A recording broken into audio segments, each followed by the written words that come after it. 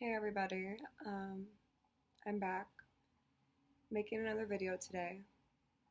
I wanted to talk about my benzo usage and my benzo addiction and how it happened and how it progressed, um, and give a little story time on how easy it is to fall for prescription medication.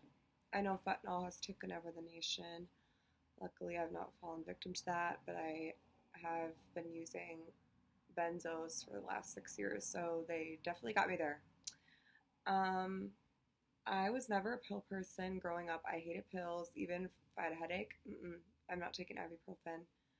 Um, I did have mental health issues, so I was pushed to take pills a lot, and sometimes I comply, but due to the bad side effects, I was like, I'm never taking medications against, like, if I have a say in it, I'm never going to take a medication. I moved to Minneapolis, which is a bigger city in the Midwest, coming from a really small town. And I wouldn't call myself naive, but I guess I was 19 and I didn't really know a lot about drugs in general or addiction in general. I had several examples of addiction, but I didn't really understand truly how you physically um, can be found to be addicted very, very quickly, and then it's like not too late, but kind of. It's like with any substance, it's your drug of choice, your DOC, and mine is benzos. So I was hanging out with some guy I met on like a dating app, and I was complaining about a headache, and I didn't even smoke weed at this time in my life, granted, so I don't know why I said yes to this offer, but he said, "Oh, I have something for that. I have Klonopin, or not Klonopin, Xanax. It was street Xanax. It was like the green little Hulk bar, obviously laced with fentanyl, because the next day I went through instant withdrawal, um, and I begged him to come back the next day and bring me more. The way it made me feel was like what I'd been searching for my whole life. Being numb to that degree is something that I had wanted since I was a child. Like, that feeling is something that it was the most relieving feeling I've ever felt in my life. Like, I can't even explain that time period, but it was like it really like slowed down like all the terrible things that happened to me. It's like I didn't have to think about them for a moment, and that was like insane to me that I didn't have to think about it. So I took those for about a week straight, and then I realized, like, holy crap, I don't pop pills, and I've been doing this for a week now. So I quit taking them. I went through terrible withdrawals. Only 2 months later, I am in Florida, and the guy that picks me up from the airport is a guy that I met so long ago, and he offers me a Xanax, same thing, a Green Hulk, and I take it, and that's when I took cocaine for the first time as well. Um, at that point, I think that's when the addiction started. I didn't know it yet because it was really fun, but when I came home, I worked really hard to get myself back out to Florida to live, and I lived there from 19 to 20. And then when I came back to Minneapolis, I took them I don't even know who was giving them to me, but I was taking them every day at this point, and it was extremely evident. Like, it was evident that I was on drugs. Like, everyone around me was like, well, what happened to this chick? Like, is she okay? Um, so moving on.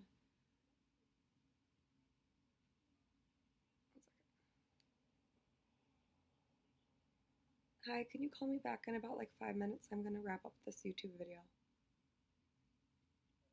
5 minutes. Okay, bye bye. Love you. Um, So I'm deep in the benzo addiction, like to a point where I probably should have been brought to the hospital a couple times, but it's not like I died. I crashed my car. Um, but then I quit, and then I went to school, and I think I didn't address what that summer had consisted of. Like, I didn't really face the fact that, yeah, you used a very harsh benzodiazepam all summer, and my brain was trying to, like, get back to earth, and it was a struggle for me to do that. So I dropped out of school, went to Timberline Knolls. It's an all-girls residential facility that is in Chicago, and I stayed there, but I wanted to go back home really bad.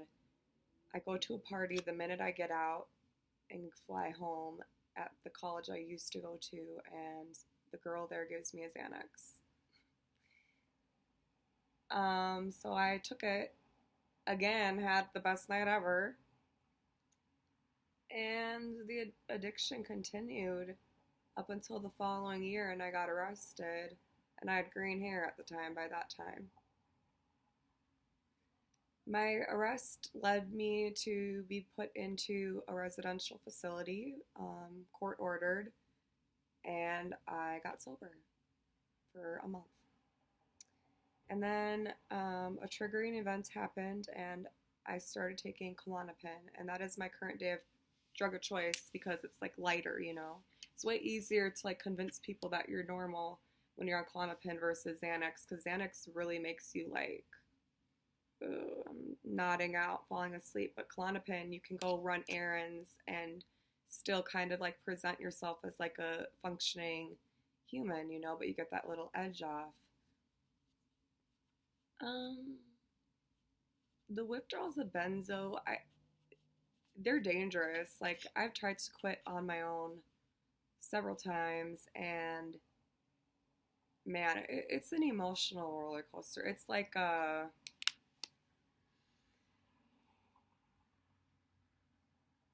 it's like like I'm at the point in my addiction where I fear what it's gonna be like without having those drugs to help me get through the day.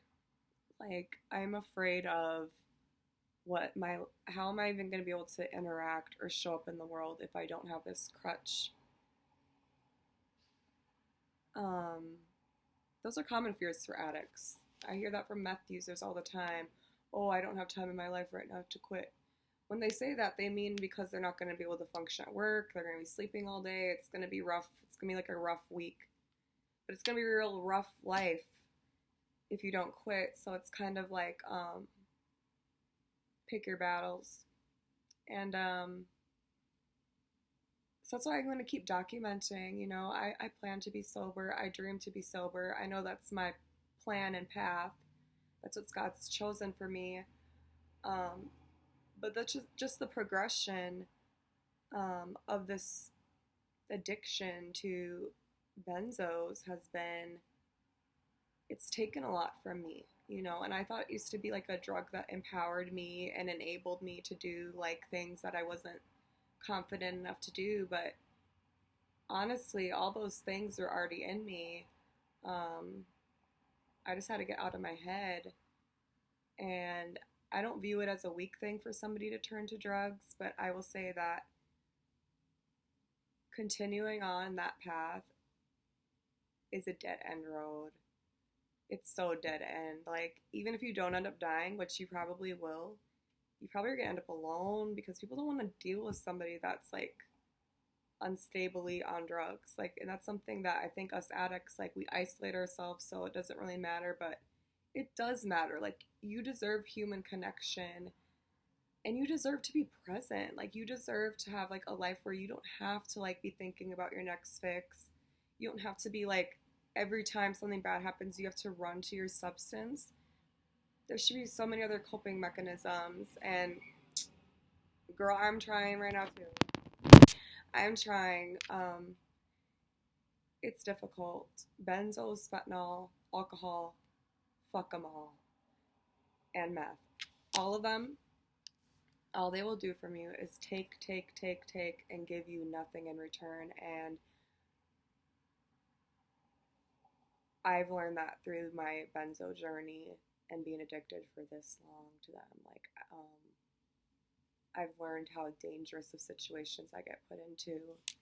And I pray to God, like I stated before, that things will quickly come to an end as I let them to. So that is all for today. I know I sound chaotic, but it is going to be chaotic for a bit because, like I said, I'm going through the motions of trying to make myself a fucking better person. And I usually don't even cuss a lot, but I just need emphasis on this. Like, I need it for my own good. So, peace. I know this is chaotic and all over the place, but I know a lot of young people are dealing with this, and they don't think that I'm 25 now, and I hate the decision I made to pop that first pill. So, with that said, have a good day. Thank you for tuning in, and I will see you next time.